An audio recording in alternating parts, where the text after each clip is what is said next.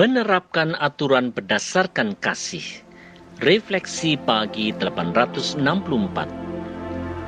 Setelah pengemis yang dulunya buta itu dibawa ke orang Farisi, apa yang terjadi?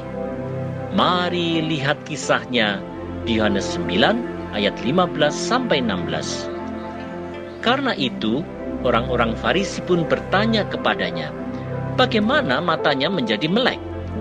Jawabnya, ia mengoleskan adukan tanah pada mataku, lalu aku membasuh diriku, dan sekarang aku dapat melihat. Maka kata sebagian orang-orang Farisi itu, orang ini tidak datang dari Allah, sebab ia tidak memelihara hari Sabat. Sebagian pula berkata, bagaimanakah seorang berdosa dapat membuat mujizat yang demikian? Maka timbullah pertentangan di antara mereka. Saudara-saudara, sudut pandang teologia yang berbeda memang menghasilkan pendapat yang berbeda pula. Saudara-saudara, seperti halnya pertentangan yang terjadi pada orang-orang Farisi terkait penyembuhan pada hari Sabat pada masa kini, banyak pula perbedaan cara pandang dalam melihat suatu kasus tertentu. Penerapan aturan yang kaku dan normatif semata rupanya tidaklah cukup untuk mengambil keputusan yang bijak, termasuk dalam lingkungan Kristen. Segala aturan seharusnya tidak boleh mengabaikan prinsip kasih kepada sesama. Bila prinsip kasih diabaikan, maka sebuah aturan bisa diterapkan secara semena-mena dan justru akan bertentangan dengan perintah Tuhan untuk mengasihi sesama. Oleh sebab itu, marilah kita menerapkan aturan dengan tidak mengabaikan prinsip kasih kepada sesama. Bisakah?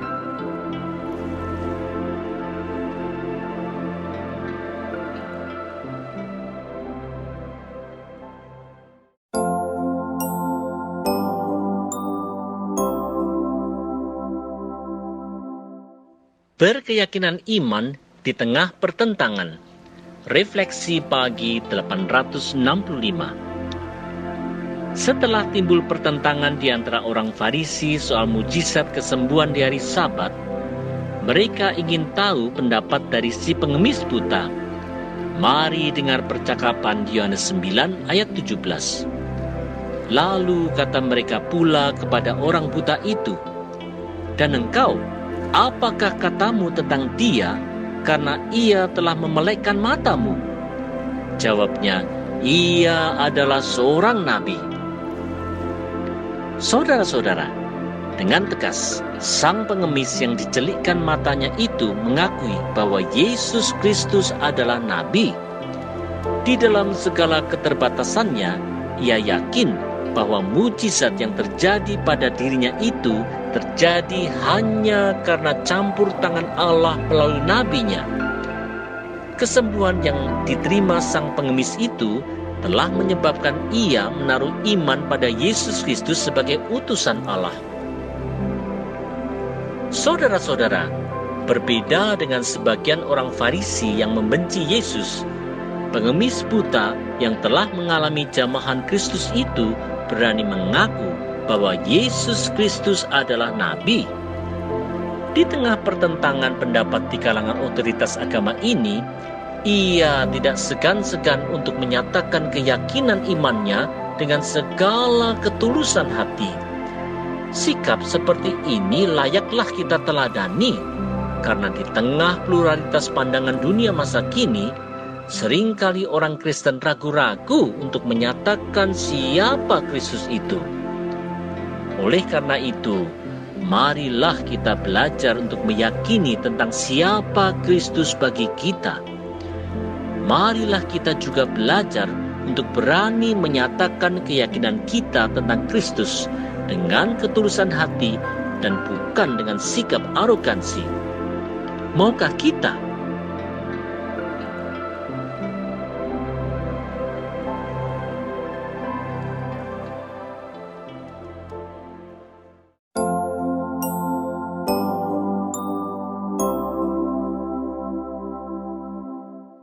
Melawan rekayasa kebohongan.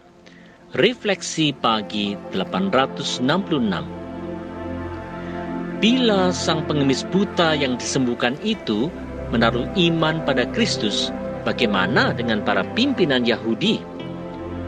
Mari kita lihat ceritanya di Yohanes 9 ayat 18 dan 19. Tetapi orang-orang Yahudi itu tidak percaya bahwa tadinya ia buta dan baru dapat melihat lagi, sampai mereka memanggil orang tuanya dan bertanya kepada mereka, "Inikah anakmu yang kamu katakan bahwa ia lahir buta?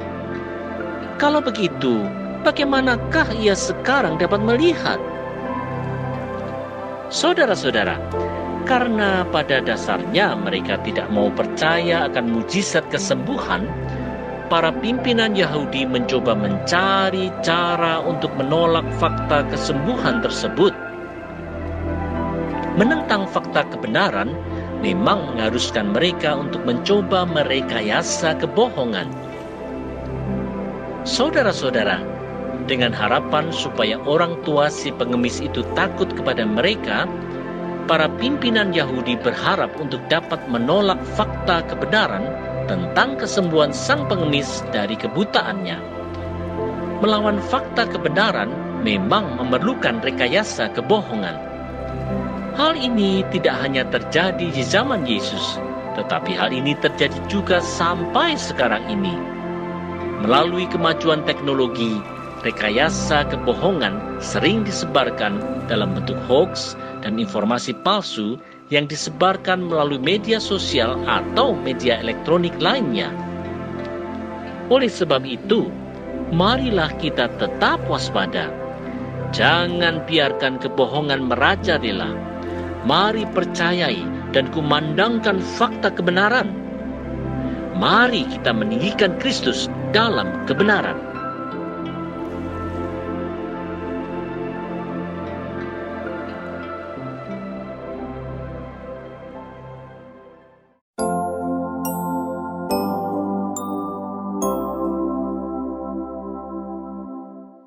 Menghadapi tantangan dalam hikmat Tuhan. Refleksi pagi 867.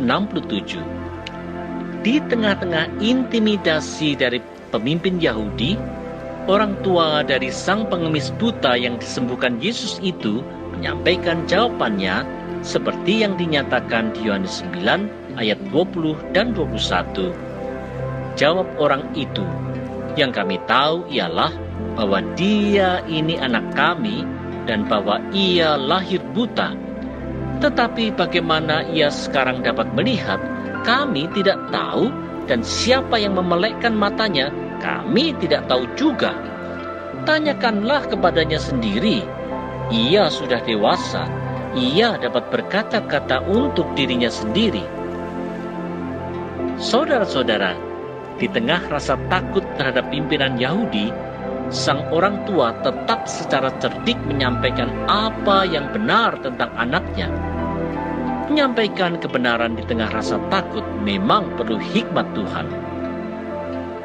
Saudara-saudara, intimidasi dari pemimpin Yahudi tentulah membuat takut orang tua si pengemis. Meskipun demikian, ia tetap menyampaikan informasi yang benar tentang anaknya yang disembuhkan Yesus, walaupun ada rasa takut terhadap pimpinan Yahudi. Rasa takut ini tentu adalah hal yang wajar saja terjadi, termasuk pada orang percaya.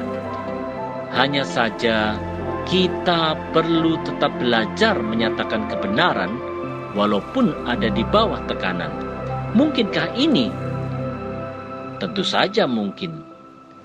Amsal 3 ayat 5 dan 6 mendorong kita untuk tetap percaya Tuhan dengan segenap hati, tidak bersandar pada pengertian sendiri, dan mau mengakui Tuhan dalam setiap laku kita. Inilah kunci bagi orang percaya dalam mengatasi tantangan dalam hikmat Tuhan.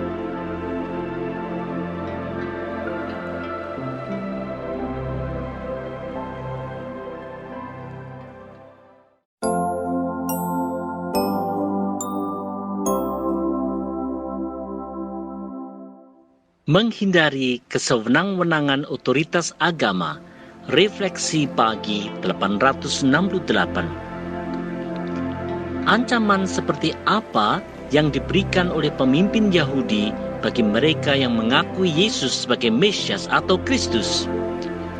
Mari lihat Yohanes 9 ayat 22 dan 23. Orang tuanya berkata demikian karena mereka takut kepada orang-orang Yahudi, sebab orang-orang Yahudi itu telah sepakat bahwa setiap orang yang mengaku dia sebagai Mesias akan dikucilkan. Itulah sebabnya, maka orang tuanya berkata, "Ia telah dewasa, tanyakanlah kepadanya sendiri." Saudara-saudara, ancaman pengucilan adalah ancaman yang sangat serius bagi orang Yahudi, baik secara sosial maupun secara kehidupan beragama. Tak heran orang tua dari si pengemis buta itu menjadi takut karena rasa tidak suka otoritas agama telah bertindak sewenang-wenang. Saudara-saudara, perintah untuk mengucilkan mereka yang tidak sejalan dengan suatu otoritas agama tidak hanya terjadi di zaman Yesus, tetapi ini terjadi sampai sekarang ini. Hal ini bisa saja terjadi karena pihak otoritas agama itu merasa terancam eksistensinya atau telah berkolusi untuk kepentingan pribadi ataupun karena ada ambisi politik tertentu.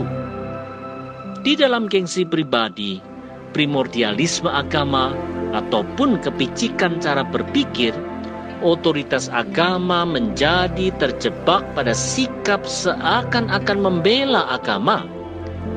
Akibatnya, agama yang seharusnya membawa orang untuk lebih mengasihi Allah dan sesama itu, malah menjadi sarana untuk menindas sesama atas nama Allah. Ini tentu hal yang tidak benar. Marilah kita hindari sikap seperti itu.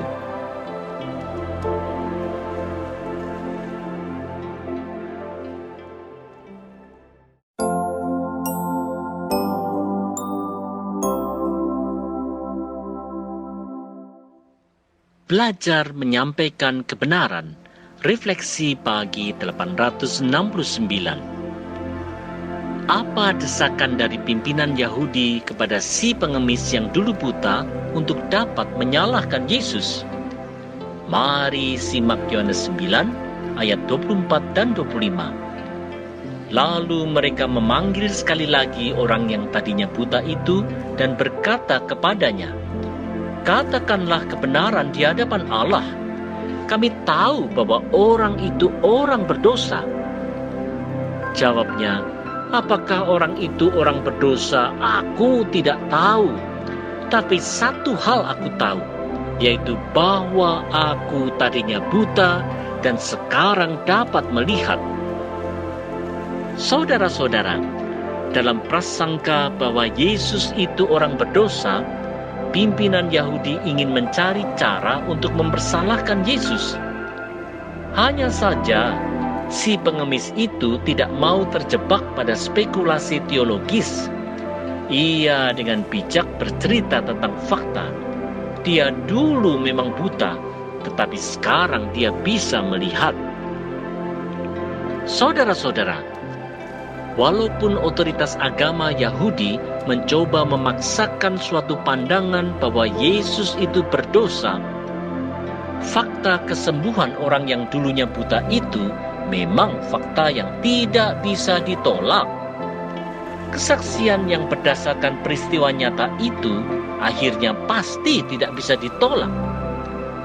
Pada zaman sekarang ini, cara menolak fakta kebenaran itu sering dilakukan melalui berita bohong atau hoax yang disebarkan melalui media sosial. Hal ini tidak hanya dilakukan oleh penggiat media sosial, tetapi ini juga bisa dilakukan oleh para pimpinan di gereja, di pemerintahan, di dunia usaha, serta di masyarakat luas. Oleh sebab itu, marilah kita selalu menghindari kebohongan dan belajar menyampaikan kebenaran.